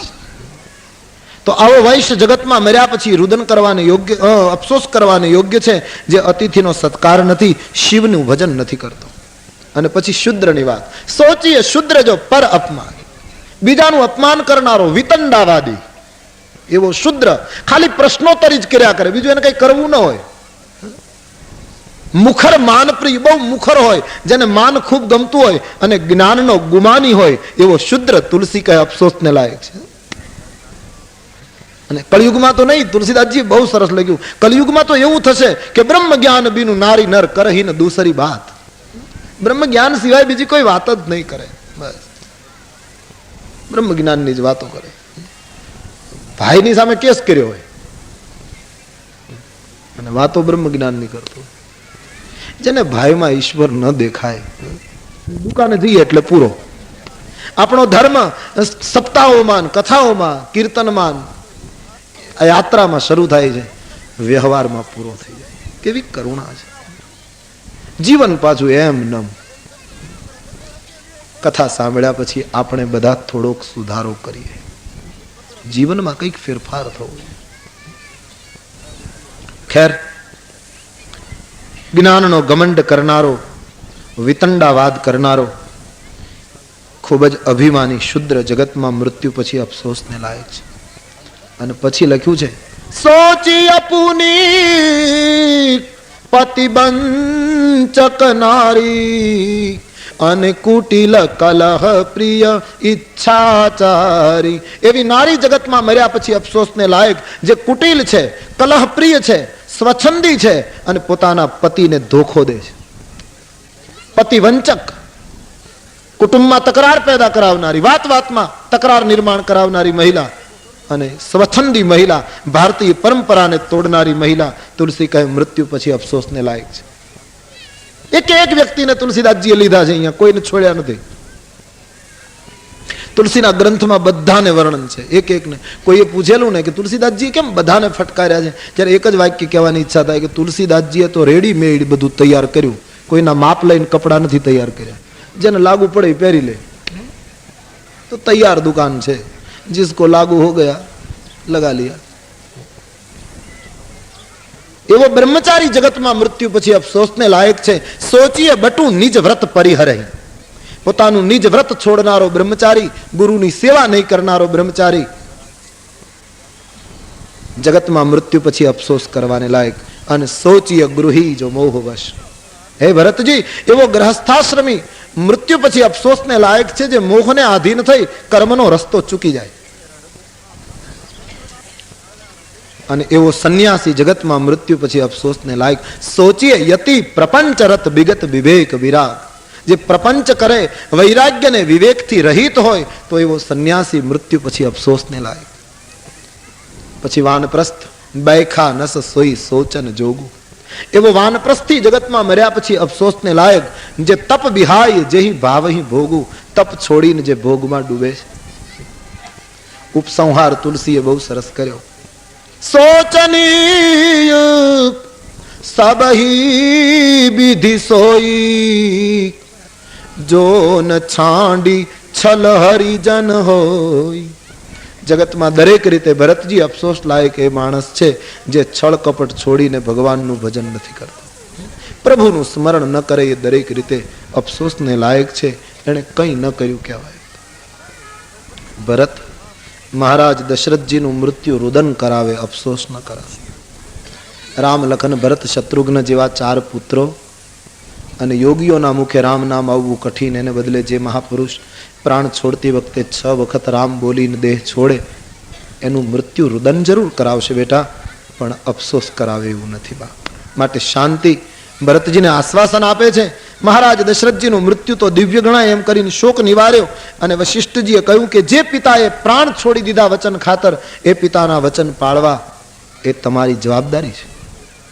જેમ રામજી વચન પાળીને વનમાં ગયા અને રામનો વિરહ સહન ન થયો, તો વચન નિભાવવા એમણે પ્રાણનું બલિદાન આપી દીધું, પણ વચન નિભાવ્યા મહારાજ દશરથજીએ. તો એ દશરથજીના 2 વચન હતા, રામનો વનવાસ અને તમારો રાજ્યાભિષેક. માટે ભરતજી, આપ રાજ્યનો સ્વીકાર કરો. સ્વર્ગસ્થ પિતાનો આત્મા સંતોષ પામશે, વનમાં રામ રાજી થશે અને અયોધ્યાને એક સંત શાસક મળશે. એક સંત ગાદી ઉપર વિરાજશે તો અયોધ્યા ધન્ય બનશે. હું જાણું છું ભરતજી, તમારા અંતઃકરણના કોઈ ખૂણામાં રાજ્ય સત્તાને સ્થાન નથી.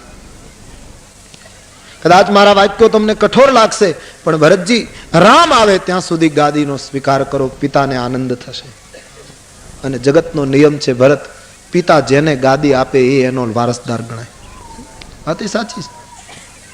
પિતા જેને પસંદ કરે એ એનો વારસદાર. અને કદાચ મારી વાત આપને પહેલી લાગે તો આપણે લોકમત લઈએ, લોકોને પૂછીએ. તમામ લોકોને ભરતજી માટે વશિષ્ઠજીએ પ્રશ્ન પૂછ્યો કે ભરતજી અવધની રાજ્ય ગાદી ઉપર બેસે, એમાં તમારું શું મંતવ્ય?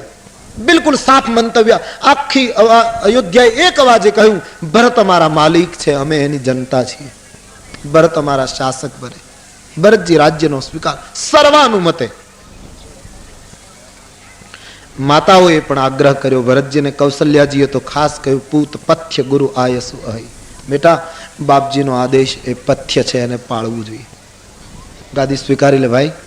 14 વર્ષ પછી રામ આવે ત્યારે બંને ભાઈઓને જેમ સમજવું હોય તેમ સમજી લેજો, પણ ગાદીનો સ્વીકાર કરો. ગાદી ખાલી ન રહેવી જોઈએ. માતાઓએ કહ્યું, ઋષિઓએ કહ્યું, સંતોએ કહ્યું, લોકોએ કહ્યું, બધા મત ભેગા થયા અને છતાં જ્યારે ભરતજીને ચારે બાજુથી દબાણ થયું ત્યારે ભરતજી ઊભા થઈ ગયા અને કૌશલ્યામાં બાર કહ્યું કે બેટા હું કહું છું ગાદીનો સ્વીકાર કર. ત્યારે ભરતજી રડી પડ્યા. સાની સરલ રસ માતુબાની સુની ભરત વ્યાકુલ ભય લોચન સરોરુહ સ્ત્રવત સિંચત બિરાહ ઉર અંકુર નયે. માતાની મમતા ભરેલી વાણી સાંભળતા ભરતજીના નેત્રમાંથી આંસુ પડ્યા. ગોસ્વામીજીએ કહ્યું કે ભરતને રામનો જે વિરહ હતો એ અંકુર જે હૃદયમાં ફૂટ્યા હતા એને આંસુડાએ પાણી પાવાનું કામ કર્યું. વિરહના અંકુરો વધારે પ્રજ્વલિત થયા, વધારે ફૂટ્યા. અને ભરતજી જ્યારે સભામાં ભાવાવેશમાં રડી પડ્યા ત્યારે આજ પહેલી વાર લોકોને ભરત ઉપર પૂર્ણ ભરત રામ પ્રેમની મૂર્તિ છે સંદેહ માત્ર નીકળી ગયો. ભરતજીને બધાએ રડતા જોઈ નેત્રમાં આંસુ લાવી દીધા છે. ભરતજીએ બધાની આંખમાં ગુરુદેવના પગ પકડી અને કહ્યું, બાપજી આપ તો પરમાર્થી સંત છો, તમે મને ગાદી આપવાની વાત કરો એમાં શું આશ્ચર્ય? લોકોને મારા તરફ ભાવ છે અને રામ જનની એનું તો શું વ્યાખ્યા કરું બાપજી? કૌશલ્યામાં મને ગાદી ઉપર બેસવાનો આગ્રહ કરે એમાં શું નવાય? પણ બાપજી એટલો તો વિચાર કરો, તમે મને ગાદી ઉપર બેસાડીને ઈચ્છો છો શું? શું ઈચ્છા છે મારા? મને એક વસ્તુ લાગે કે અવધની જનતાને એવી ઈચ્છા છે કે હું ગાદી ઉપર બેસી જાઉં એટલે એ લોકોની ચિંતા તૂટે કે કોઈ શાસક મળી ગયો. પણ કોઈ મારો તો વિચાર કરો બાપજી. આપની દલીલોને ઠુકરાવાય નહીં, પણ એક વાત પૂછી શકું? તમે હમણાં એમ કહ્યું કે જગતમાં પિતા જેને ગાદી આપે એ વારસદાર ગણાય. પિતાજીએ તમને ગાદી આપી છે એટલે તમે સ્વીકારો. હા બાપજી બરાબર છે, પિતા જેને ગાદી આપે એ વારસદાર ગણાય, પણ આપણી પોતાની વસ્તુ હોય તો આપણે બીજાને આપી શકીએ. જે વસ્તુ આપણી ન હોય એ બીજાને કેમ આપી શકે? કોઈ 500 રૂપિયા આપણને સાચવવા આપ્યા હોય ને આપણે એમ કહીએ કે આ મારા તરફથી દાન, તો એ તો અવિવેક છે. આ ગાદી મારા પિતાજીની હતી એમ તમે કેમ માની બેઠા? બડી સુંદર દલીલ ભરતજીને ઉઠાલી કે આ ગાદીના માલિક મારા પિતાજી છે એમ તમે કેમ માન્યું? આ ગાદીના માલિક મારા પિતાજી નથી, કારણ કે મારા પિતાને તો એના પિતાએ આપી હતી, એના પિતાને એના પિતાએ. આ તો પરંપરાથી ગાદી. આનો અસલી માલિક કોણ? મૂળ માલિક કોણ? શોધે નહીં મળે. આ તો પરંપરામાં પિતા પુત્રને આપે, વળી એના પુત્રને આપે. અસલી માલિક તો પ્રભુ સંપત્તિ સબ રઘુપતિ કે આહી. આ સંપત્તિના અસલી માલિક રામ છે. રામ જેને આપે તો આપી શકે. મારા પિતા વચ્ચેથી કોઈને ફાવે અને ગાદી આપી દે? ભરત જેવા પાપીને ગાદી આપી દેવાય? અને ગુરુદેવ બીજાની વસ્તુ કોક અવિવેકમાં આપી દે તો એ તો ગુનેગાર છે, પણ જાણનારો જો બીજાની વસ્તુ લે તો એ પણ ગુનેગાર ઠરે. આના માલિક રામ છે, હું કેમ સ્વીકારીશ? ભરતની એક જ દલીલે બધાને ચૂપ કરી દીધા. બીજી વાત ભરતજી એ કરી કે બાપજી તમે બધા મને એમ કહો છો કે ગાદી ઉપર બેસ, પણ એટલો વિચાર બધાએ કરવો જોઈએ કે હું એ માણસ છું જેનું નામ અયોધ્યાની ગાદી માટે ખાલી બોલાયું મારી મા દ્વારા, કઈ દ્વારા, કે શાસન ભરતને મળે. કેવલ મારું નામ શાસન માટે બોલાયું, ત્યાં મારી 3 માતાને વિધવા થવું પડ્યું. કેવલ નામ બોલાયું. મારી અધમતાનો તમે માપ કાઢો, કેટલો હું પાપી માણસ કે કેવલ નામ બોલાયું ત્યાં 3 માતાઓને વિધવા થવું પડ્યું. હવે એ માણસને ગાદી ઉપર બેસાડશો તો પછી રસા તલ જાય, આ ધરતી પાતાળમાં ઉતરી જશે. બાપજી મારા જેવા અધમને ગાદી ઉપર બેસાડીને શું પ્રજા સુખી છે? ધર્મશીલ રાજવી જોઈએ, નીતિ પ્રતિપાલક રાજવી જોઈએ. રામને વન આપવા માટે અને માને વિધવા કરવા માટે જેનો જન્મ થયો હોય એવા અધમને ગાદી ન સોંપાય. હું ગાદી માટે ગેરલાયક છું. આખો સમાજ જેને શાસન સોંપતો હોય અને છતાં જે પુરુષ પોતાની જાતને ગેરલાયક સાબિત કરતો હોય, આવા માણસો જગતમાં રામરાજ્ય સ્થાપી શકે. રામરાજ્ય તો આવા પુરુષો કરે છે. રામરાજ્ય માટે અંતર્વૃત્તિની બહુ જરૂર છે, જે નથી. તુલસીદાસજી વર્ણન કરે, ભરતજીએ દલીલો તોડી નાખી છે. એટલું જ નહીં, ભરતજીએ વશિષ્ઠજીને એમ પણ કહ્યું કે બાપજી આ તો બધા તમે મને દબાણ કરો એટલે મને એમ લાગે કે જેના ઉપર દુઃખ આવે ને એને પછી દુઃખ જ આવે. અને વાત એ સાચી. સૂત્ર અમુક આપણા અનુભવ હોય છે કે અમુક સમય માણસના જીવનમાં એવું આવે કે દુઃખ શરૂ થાય ને પછી ગમે તેટલા ફાંફા મારીએ દુઃખ જ આવે. અમુક સમય એવો જાય, આપણે એમ કરીએ કે આમ કરીએ તો આમ થશે, ફલાણાને મળીએ તો ફાયદો થશે, આ લોકોની સાથે વાત કરીએ તો કંઈક થશે. પણ જ્યારે કંઈક એવું પ્રારબ્ધ હોય છે, અમુક યોગ હોય છે, જ્યાં ગયા ત્યાં દુઃખ મળે.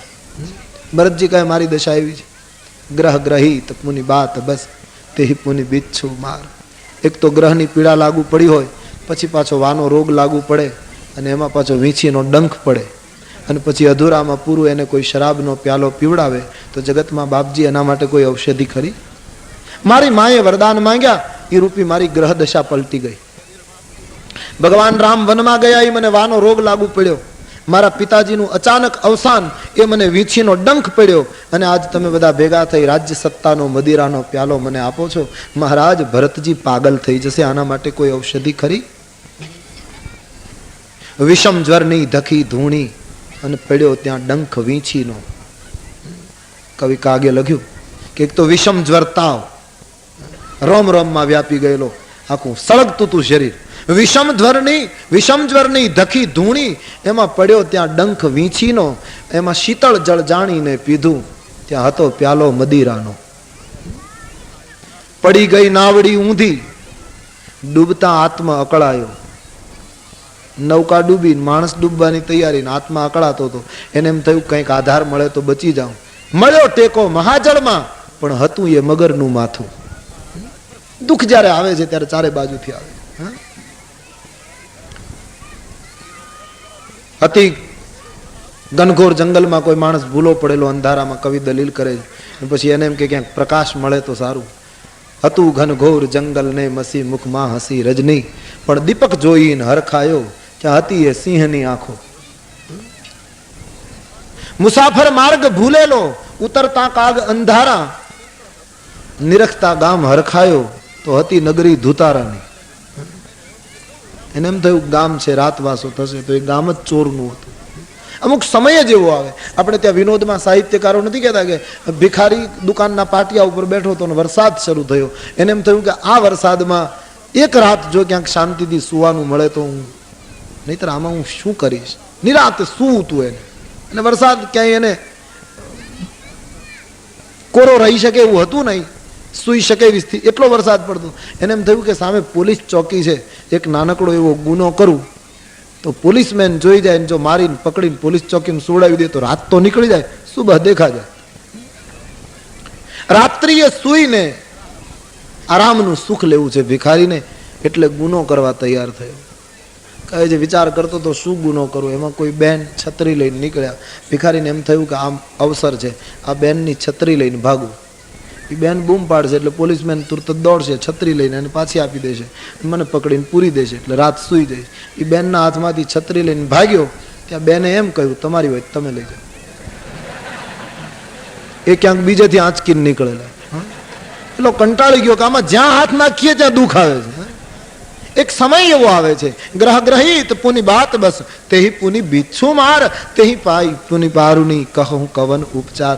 બાપજી પછી શરાબનો પ્યાલો એને મળે તો એને કોઈ ઔષધિ ન મળે, તમારી સામે દલીલ ન કરી શકાય બાપજી. પણ હું જે સમજુ છું તે આ છે, જગતની અંદર બાપજી અમુક વ્યક્તિ માટે અમુક વસ્તુ નકામી. બહુ સુંદર દલીલો, નૂતન દલીલ. સૂરજ શરીર બાદી બહુ ભોગા, અને બીનું હરિભજન જાય જપ જોગા. બાદી બસન બીનું ભૂષણ ભારું, અને બાદી બિરતી બીનું બ્રહ્મ વિચારું. કેટલી સરસ દલીલો કરી છે. વશિષ્ઠજીને કહ્યું ગુરુદેવ, જેના શરીરના રક્તના એક એક બિંદુમાં રોગ રમતા હોય એને આ જગતમાં ભોગ નકામા. રોગે ભોગ ભયમ, ભરતુહરી કહે. રોગિષ્ઠને ભોગ નકામા. આ દલીલને કોણ ઠુકરાવી શકે? યુગો સુધી આ દલીલ એમને રહેશે. સંપૂર્ણ રોગમાં ડૂબેલા માનવીને બાપજી ભોગ નકામા. એવી જ રીતે ભગવાનનું ભજન ન કરે તો ભરતજી કહે મારો નિજ મત છે, મોટી જપ જોગની વાતો નકામી. સ્મરણ ન કરે, ભજન ન કરે તો જપ જોગની ચર્ચા નકામી. એનો શું અર્થ? ત્રીજી દલીલ, સ્ત્રી સુંદર હોય અને બાપજી 1 કરોડની કિંમતના હીરા માણેકના ઘરેણા એના શરીર ઉપર પહેરાવવામાં આવે, પણ જો વસ્ત્ર પહેરાવવામાં ના આવે તો એને આભૂષણ ભાર બની જાય, તો એ આભૂષણનો કોઈ અર્થ નહીં. બાદી બસન બીનું ભૂષણ ભારું. વસ્ત્ર વગર નારીને આભૂષણ શ્રૃંગાર નથી, ભાર છે, નકામા છે. વસ્ત્ર ન હોય તો નારીને આભૂષણ નકામા. એવી જ રીતે બાપજી જીવનમાં વૈરાગ્ય ના આવે તો બ્રહ્મના વિચારો નકામા. બાદી બિરતી બીનું બ્રહ્મ વિચારો. વૈરાગ્ય ના આવે તો બ્રહ્મના વિચારોની ચર્ચા નકામી. બડી સુંદર ચર્ચા તુલસીદાસજી દ્વારા. ઈશ્વરની સાથે તાર ન જોડાય, અંતઃકરણનો તાર અંતર્યામી સાથે લાગે નહીં તો બ્રહ્મના વિચારો નકામા. બાબાજી ના પાડે. નવો નવો વકીલે ઓફિસ ખોલેલી, ભણીને આવેલો, મોટી કેટલી ડિગ્રીઓ લઈ, જે નવી પ્રેક્ટિસ શરૂ કરવાની એટલે આગંતુક ઉપર પ્રભાવ પાડવા માટે એટલી સરસ ઓફિસ સજાવેલી, મોટું પાટિયું લટકાવેલું, અંદર નવું બધું ફર્નિચર, કાયદાના પુસ્તકો, ટેલિફોનનું ડબલું પડેલું. અને કોઈ પણ માણસ બોર્ડ વાંચીને ઉપર આવે એટલે એ આગંતુક વ્યક્તિ ઉપર પ્રભાવ પાડવા માટે એ નવા વકીલ ટેલિફોનનું રિસીવર હાથમાં લઈ અને ચર્ચાઓ શરૂ કરે. પેલો સાંભળે એમ દિલ્હીની સાથે, કલકત્તાની સાથે, બધા મિનિસ્ટરોની સાથે જ વાત. હું આવતા પ્લેનમાં આવું છું, મારી ફીના આટલા રૂપિયા તૈયાર રાખજો.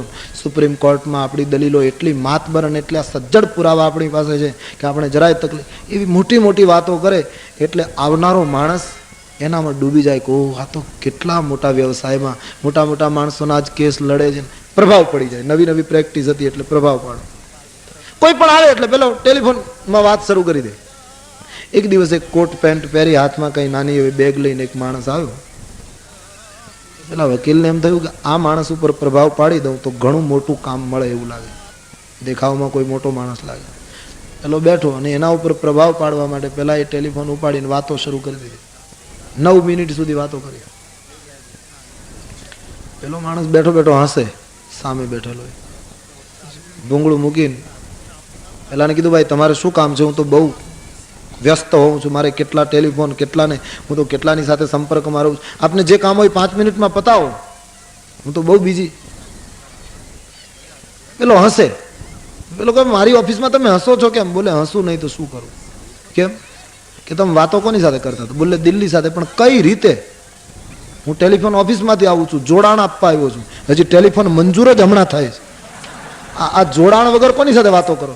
આ મારી પાસે કાગળ, જોડાણ આપવા આવ્યો છું. बिना जोड़ाण चर्चा अक्सर ऐसा होता है समाज में. जोड़ाण थયું નથી और बातें ब्रह्म विचार की. बादी बिरती बिनु ब्रह्म विचारूं, अंतर्यामीनी સાથે તાર લાગ્યો નથી અને बातें सब कागज के फूल है. અને આગળની દલીલ, બાદીજી અબીનુ આ દેહ સુહાઈ અને બાદી મોર સબ બીનું રઘુરાય. ભરતજી કહે બાપજી શરીર ગમે તેટલું સુંદર હોય પણ અંદર જો પ્રાણ ન હોય, જીવ ન હોય તો આ રૂપાળો દેહ નકામો. એમ બાપજી અવધમાં રામ ન હોય તો મારા માટે આખી સૃષ્ટિ નકામી. રામ વિરહમાં હૃદયમાં એક જલન પેદા થઈ છે પ્રભુ, એ રામ દર્શન વગર શાંત નહીં થાય. મારું જો હિત ઈચ્છતા હો તમે બધા તો એક જ રીતે મારું હિત થાય. ભરતજી કહે શું? રાજ્યાભિષેકની સામગ્રી સાથે લઈ આવતીકાલે આપણે બધા જ વનમાં જઈએ, રામજીના દર્શન કરી, પ્રભુની સત્તા પ્રભુને સુપ્રત કરી અને પછી પ્રભુ જે આજ્ઞા આપે તે હું સ્વીકારીશ. પણ રામની વસ્તુ પહેલા રામના ચરણમાં મૂકું, પહેલા રામ દર્શન કરું. ભરતજીએ પોતાનો વિચાર રજૂ કર્યો. આખી સભા અને ભરતનું નિવેદન ખૂબ ગમ્યું. આ બાને રામ દર્શન થશે. ભરતજી બધાને પ્રાણ પ્રિય થઈ ગયા. ભરતજીની ઈચ્છા એ છે પહેલા રામ દર્શન, પછી રામ કહે તો રાજ્ય સ્વીકાર. કેટલું સરસ સૂત્ર છે. ભરત કહે પહેલા સત્યને પામું, પછી સત્તા સ્વીકારું. જ્યારે આપણે કહીએ પહેલા સત્તા મળે પછી સત્યનું આચરણ કેટલું કરીએ એ આપણે જાણતા હોય. પહેલા રાજ્ય મળે પછી રામની વાતો. ત્યારે ભરત કહે પહેલા રામ દર્શન પછી રાજ્ય દર્શન. હનુમાનજીને સુરસાએ કહ્યું હું તને ખાઈ જાઉં.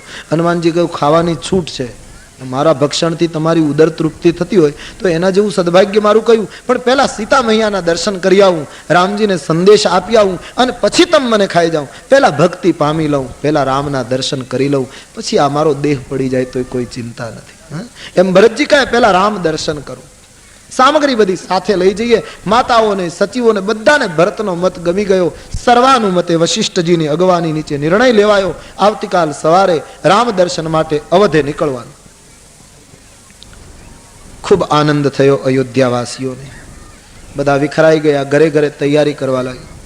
ઘરના કોઈ બીમાર માણસ, વૃદ્ધ માણસ, એને લોકો એમ કહે કે તમે ઘર સાચવવા રહેજો. એ લોકોને એમ લાગે કે અમારા ઉપર કોઈએ પ્રહાર કર્યો. કોઈને ઘરે રહેવાની ઈચ્છા નથી. ભરતજીએ વિચાર કર્યો, હું જતો રહું અને પરમાત્માની આ જે વ્યવસ્થા છે, ભગવાનની આ સંપત્તિ, એની વ્યવસ્થા ન થાય તો સ્વામીનો દ્રોહ ગણાય. એટલે 8 જણ સ્વપ્નમાં એ નીતિ નહોતા ચૂક્યા, એને અયોધ્યાનું શાસન કામ ચલાવ સુપ્રત કર્યું. ભવન ભંડાર બધાની ચાવીઓ એને સુપ્રત કરી. માતાઓને પણ આવવાની ઈચ્છા છે. માતાઓ પણ તૈયાર થઈ, પાલખીઓ તૈયાર થઈ, હાથી ઘોડા અનેક વાહનો તૈયાર થવા લાગ્યા રામ દર્શન માટે. આખી અયોધ્યામાં એક જ અવાજ છે કે સવાર ક્યારે પડે અને રામની યાત્રા અમે ક્યારે શરૂ કરીએ. આખી રાત્રિ કોઈ સૂઈ શક્યા નથી. સવાર પડતા રામની યાત્રા માટે બધા તૈયાર થવાના છે. પણ એ બધી કથા આવતીકાલ સવારે 9 વાગે. પ્યાર સે બોલીએ બોલો રામચંદ્ર ભગવાન શ્રી બાલકૃષ્ણ લાલ કી, સદગુરુદેવ કી. ઓમ નમઃ પાર્વતી પતય હર.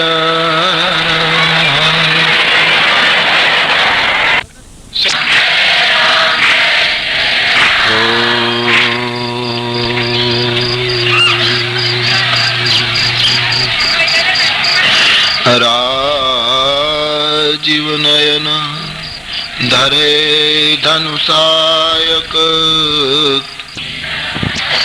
ભરતજીનો સમાજ રામ દર્શન માટે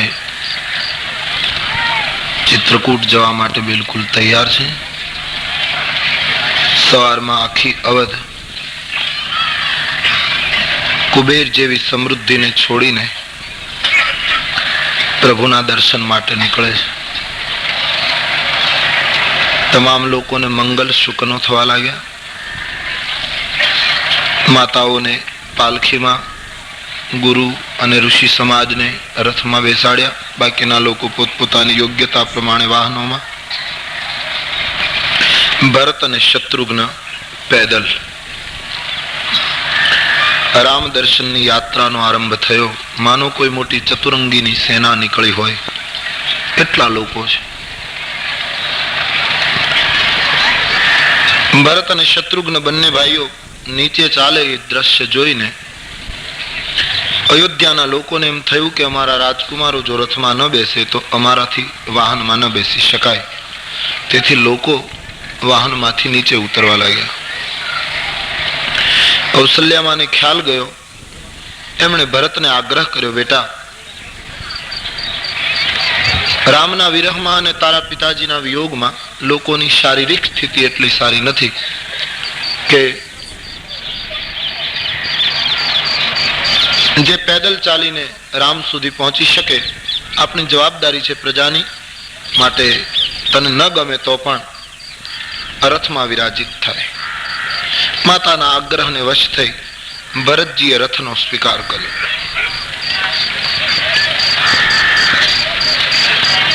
ભરતજીની યાત્રાના પ્રારંભમાં જ આ એક મુશ્કેલી આવી છે મહાત્માઓની દ્રષ્ટિએ.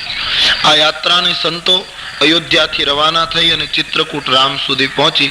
એ યાત્રાને મહાત્માઓ એમ કહે છે કે એક જીવને ઈશ્વરનો સાક્ષાત્કાર કરવા જવું હોય, જીવને પરમાત્માને પામવા માટે જવું હોય ત્યારે એના માર્ગમાં કેટલા વિઘ્નો આવે છે, કઈ કઈ અડચણો ઊભી થાય છે, એનું કથા પ્રસંગ દ્વારા તુલસીએ નિરૂપણ કર્યું છે.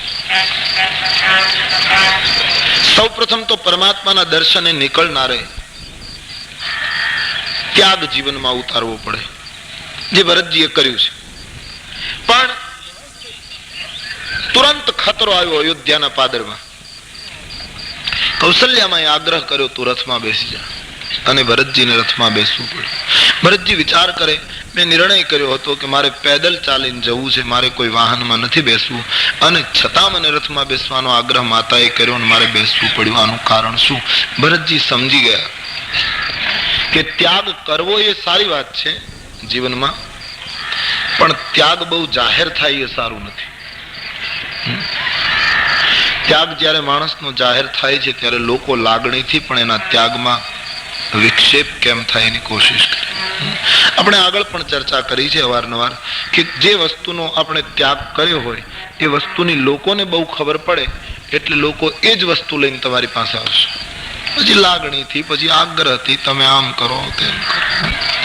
એટલે ત્યાગ જ્યાં સુધી છુપાય, માનસમાં તો લખ્યું છે ને અમુક વસ્તુ છુપાવવી જ પડે.